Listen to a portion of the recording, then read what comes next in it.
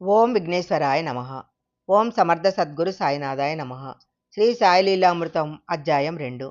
పుతంబాకు చెందిన గంగగిరి బాబా అనే గృహస్థ సాధువు ఆ ప్రాంతమంతా ఆధ్యాత్మిక ప్రచారం చేస్తుండేవారు. ఒకసారి ఆయన షిరిడీ వచ్చి మారుతి ఆలయంలో భక్తులతో సద్గోష్ఠి చేస్తున్నారు. అంతలో భుజాన నీటి కుండలతో సాయి ఆ పక్కగా మసీదుకు వెళుతుంటే చూసి గంగగిరి ప్రసంగం ఆపి లేచి నమస్కరించి వారి వెనకనే మసీదుకు వెళ్ళారు. అక్కడ సాయి కుండలు దింపి వెనక్కి తిరగగానే గంగగిరి ఆయనకు నమస్కరించారు. బాబా పెద్దగా నవ్వి, దేవాలయం ఈ మసీదుకు వచ్చిందే మంచిది. మనమిద్దరము ఒకే కుటుంబంలోని వారము. ఎంతో కాలంగా కలిసి ఉంటున్నాము. ప్రజలను సన్మార్గంలో పెట్టమని భగవంతుడు మనల్ని పంపాడు. కానీ ఈ రోజులలో ప్రజలు కించిత్ కూడా పరివర్తనం చెందటం లేదు. అందరూ క్షుద్రమైన విలాసాల మైకంలో చిందులేస్తుంటే హరి మన నెత్తిపైన ఆవుపాలు పెట్టి వారి మధ్యకు పంపారు. కొందరు నన్ను చూసి నవ్వి పాలకొండపై రాళ్లు విసురుతున్నారు. కొందరు నవ్వుతూ అతడు చెప్పేది వినకండి, సాయి నన్ను పూనాడు అని చెప్పి ప్రజల చేత ఈత కళ్ళు తాగిస్తున్నారు. నా దగ్గర పాలు తీసుకున్న వాళ్ళంతా పిచ్చివాడు అంటున్నారు. కొందరు పాలు తీసుకొని కూడా వేదాంత చర్చలలో దిగి పిచ్చివాళ్ళు అవుతున్నారు.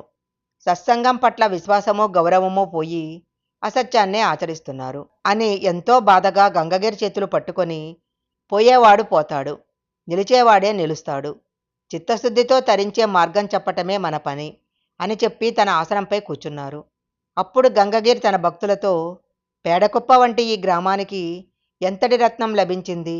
నక్షత్రాల వంటి మహాత్ముల మధ్య ఈయన సూర్యుని వంటివారు.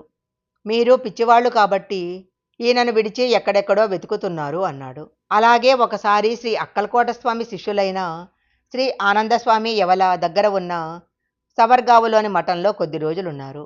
ఆయన పరమాత్మ సాక్షాత్కారం పొందిన మహాత్ముడు. అప్పుడు షిరిడీకి చెందిన మాధవరావు దేశపాండే, నందరాం మార్వాడి మొదలైన వారు ఆయనను దర్శించి తిరుగు ప్రయాణమయ్యారు. అకస్మాత్తుగా ఆ స్వామి పరుగున వచ్చి, నన్ను కూడా సాయి దర్శనానికి తీసుకుపోరా అని పిల్లవాణిలా మారాన్ చేస్తూ టాంగా ఎక్కి కూర్చున్నారు. చివరకు షిరిడీ చేరాక ఆయన సాయిబాబా ఒకరినొకరు చూసుకున్నారు. కానీ ఏమీ మాట్లాడుకోలేదు. ఈయన సామాన్యమైన రాయిలా కనిపించిన గొప్ప వజ్రము. ఈ సంగతి త్వరలో మీకు తెలుస్తుంది అన్నారు. బాబాకు దీపాలు పెట్టడం ఎంతో ఇష్టము. ఆయన రోజూ దుకాణాలలో నూనె తెచ్చి రాత్రంతా మసీదులో దీపాలు వెలిగించి ఉంచేవారు. రోజూ అలా నూనె ఇవ్వటం దండగని తలచి ఒకరోజు ఆ వర్తకులు నూనె లేదన్నారు. బాబా నిశ్చింతగా మసీదు చేరి నీటితో ఆ డబ్బా కడిగి ఆ నీరు తాగేశారు. తరువాత ప్రమిదలలో నీరు పోసి ఒత్తులు వేసి వెలిగించారు. దీపాలు చక్కగా వెలిగాయి. గ్రామస్తుల హృదయాలలోని చీకట్లు తొలగి ఆయనను క్షమాపణ వేడారు. ఇష్టం లేకుంటే ఏమీ ఇవ్వక్కర్లేదు, కానీ లేదని అబద్ధం చెప్పవద్దు, ఇవ్వము అని చెప్పాలి అని హితం చెప్పారు బాబా.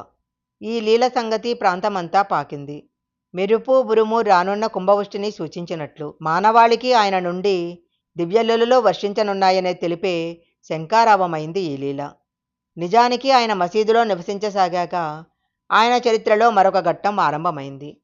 ఆయన తరచుగా నీమ్గావ్లోని త్రయంబక్ డెంగ్లే ఇంటికి వెళ్ళేవారు. ఆయన సోదరుడు నానాసాహెబ్ డెంగ్లేకు పాపం 2 వివాహాలు చేసుకున్న సంతతి కలగలేదు. కేవలం సాయి అనుగ్రహం వల్లనే బిడ్డలు కలిగారు. ఒకనాడు త్రయంబక్ డెంగ్లే పొలం పనులు చేయిస్తున్నాడు. ఒక కూలీ మనిషి తన పసిబిడ్డను ఒక చెట్టు కింద నిద్రబుచ్చి పనిచేస్తున్నది. అకస్మాత్తుగా వర్షం ఆరంభమయ్యేసరికి అందరూ పక్కనున్న పాకలోకి పరిగెత్తారు. వెంటనే ఆ తల్లికి తన బిడ్డ గుర్తుకొచ్చి పరుగు పరుగున వెళ్లేసరికి బిడ్డ పక్కనే బాబా నిలబడి కాపలా కాస్తున్నారు. సాయి ఆమెను చూస్తూనే బిడ్డ సంగతి మరిచినందుకు మందలించారు. ఆ తల్లి ఆత్రంగా బిడ్డనెత్తుకునేలోగా అదృశ్యమయ్యారు. తరువాత విచారిస్తే ఆ సమయంలో ఆయన షిరిడీలోనే ఉన్నారని తెలిసింది.